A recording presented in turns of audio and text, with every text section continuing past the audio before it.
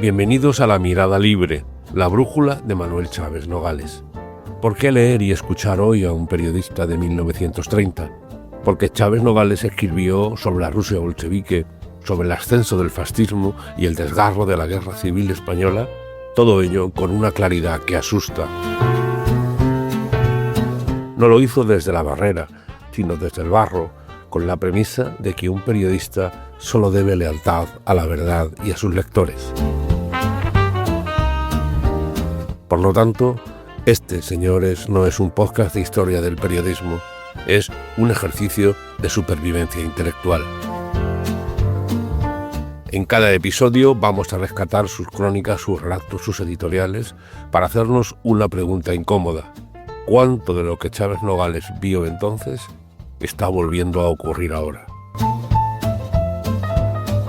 A través de la lectura de sus textos más emblemáticos, intentaremos reflexionar sobre el presente, porque la polarización nos puede estar cegando, porque la democracia es frágil, porque la soledad de quien decide no pertenecer a ningún bando empieza a ser preocupante. Bienvenidos.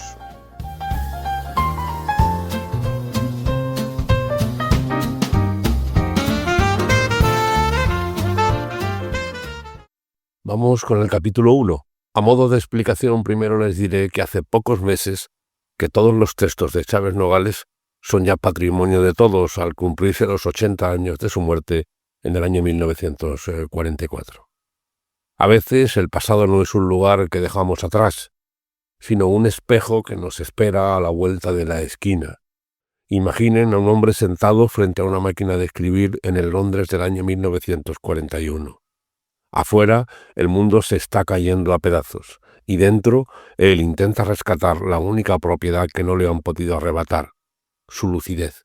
Ese hombre es Manuel Chaves Nogales, y lo que escribió entonces, con el barro de la Guerra Civil agua en las botas, suena hoy con la fuerza de una bofetada en medio de nuestro ruido cotidiano.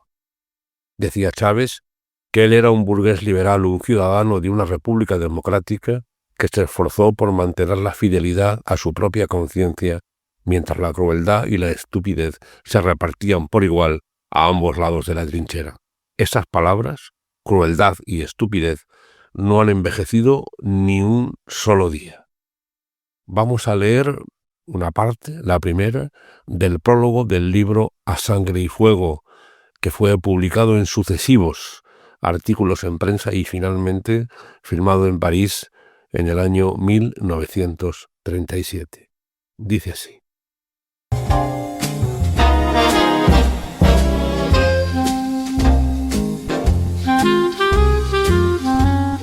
Yo era eso que los sociólogos llaman un pequeño burgués liberal, ciudadano de una república democrática y parlamentaria, trabajador intelectual al servicio de la industria regida por una burguesía capitalista, heredera inmediata de la aristocracia terrateniente, que en mi país había monopolizado tradicionalmente los medios de producción y de cambio, como dicen los marxistas.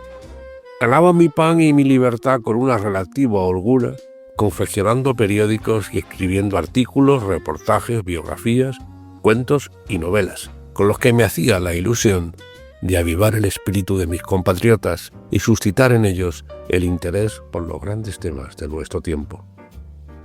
Cuando iba a Moscú y al regreso contaba que los obreros rusos viven mal y soportan una dictadura que se hacen la ilusión de ejercer, mi patrón me felicitaba y me daba cariñosas palmaditas en la espalda.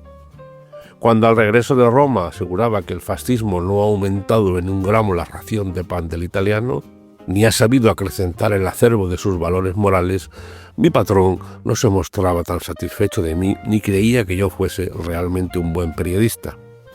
Pero, a fin de cuentas, a costas de buenas y malas caras, de elogios y censuras, yo iba sacando adelante mi verdad de intelectual liberal, de ciudadano de una república democrática y parlamentaria.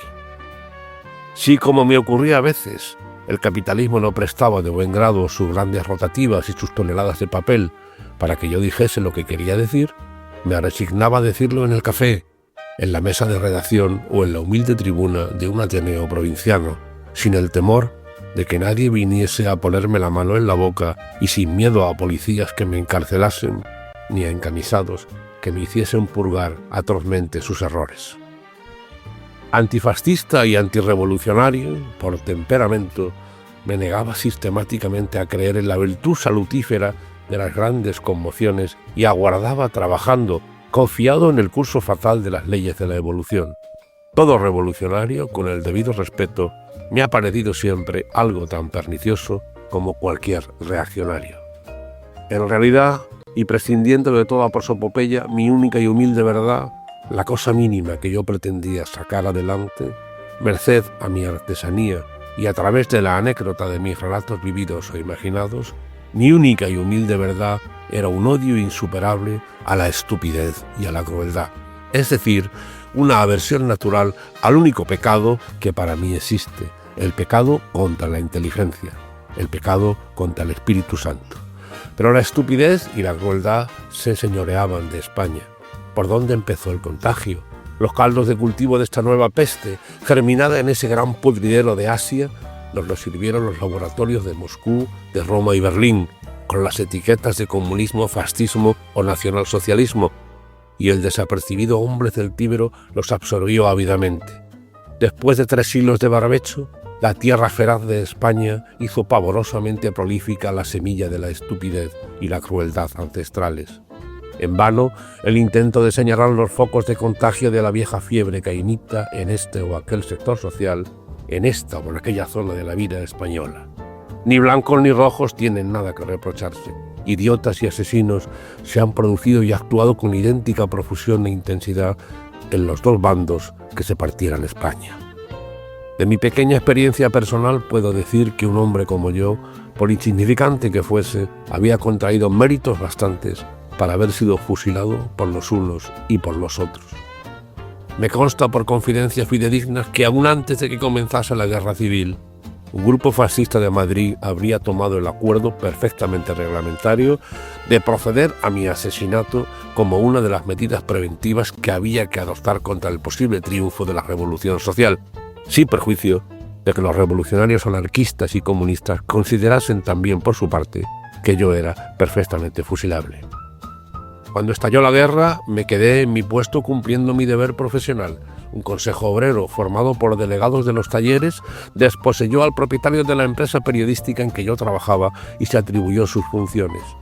Yo, que no había sido en mi vida revolucionario, ni tengo ninguna simpatía por la dictadura del proletariado, me encontré en pleno régimen soviético. Me puse entonces al servicio de los obreros, como antes lo había estado a las órdenes del capitalista, es decir, siendo leal con ellos y conmigo mismo. Hice constar mi falta de convicción revolucionaria y mi protesta contra todas las dictaduras, incluso la del proletariado, y me comprometí únicamente a defender la causa del pueblo contra el fascismo y los militares sublevados. Me convertí en el camarada director, y puedo decir que durante los meses de guerra que estuve en Madrid, al frente de un periódico gubernamental que llegó a alcanzar la máxima tirada de la prensa republicana, nadie me molestó por mi falta de espíritu revolucionario, ni por mi condición de pequeño burgués liberal, de la que no renegué jamás. Vi entonces convertirse en comunistas fervorosos a muchos reaccionarios y en anarquistas terribles a muchos burgueses acomodados. La guerra y el miedo lo justificaban todo. Hombro con los revolucionarios, yo, que no lo era, luché contra el fascismo con el arma de mi oficio. No me acusa la conciencia de ninguna apostasía. Cuando no estuve conforme con ellos, me dejaron ir en paz. Y me fui cuando tuve la íntima convicción de que todo estaba perdido y ya no había nada que salvar. Cuando el terror no me dejaba vivir y la sangre me ahogaba. ¡Cuidado! En mi deserción pesaba tanto la sangre derramada por las cuadrillas de asesinos que ejercían el terror rojo en Madrid como las que venían de los aviones de Franco, asesinando mujeres y niños inocentes. Y tanto más miedo tenía la barbarie de los moros, los bandidos del tercio y los asesinos de la falange que a la de los analfabetos, anarquistas o comunistas.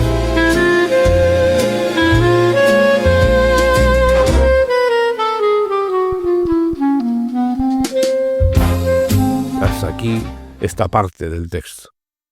Hoy abrimos este podcast, por lo tanto, no para dar una lección de historia, sino para buscar una brújula.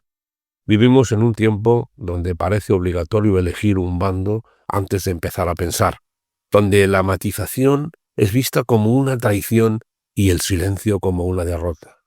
Nos rodean trincheras digitales que, aunque no disparan balas, matan el entendimiento con la misma eficacia que la que Chávez Nogales vio en Madrid o en las afueras de París.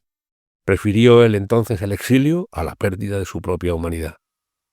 En estas lecturas que hoy comenzamos vamos a intentar recuperar su voz para preguntarnos qué queda de ese espíritu independiente de nuestra era de los algoritmos y la polarización.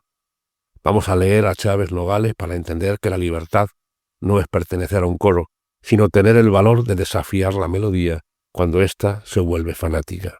Este es un espacio para los que se sienten huérfanos de bando, para los que se sospechan de las verdades absolutas y para los que, como el viejo periodista sevillano, creen que el único oficio que vale la pena es el de andar y contar la verdad, duela a quien duela, incluso si esa verdad nos deja, por un momento, terriblemente solos.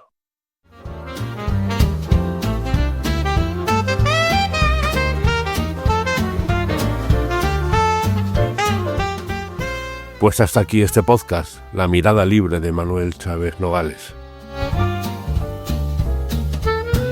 Soy Antonio Manfredi, estoy a su disposición en el correo electrónico antoniomanfredi@gmail.com o en el propio hashtag en @AntonioManfredi1959.